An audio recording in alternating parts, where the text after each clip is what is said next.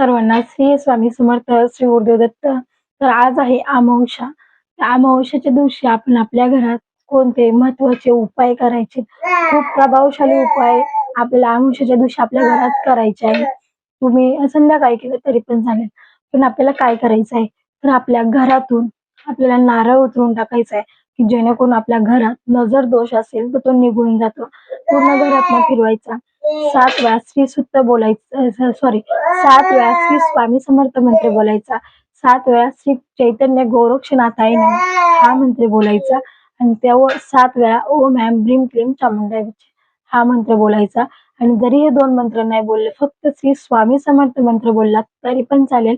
ते आपल्याला बोलून आपल्या घरावरनं नारळ उतरवून टाकायचा आहे. तर तो कसा टाकायचा?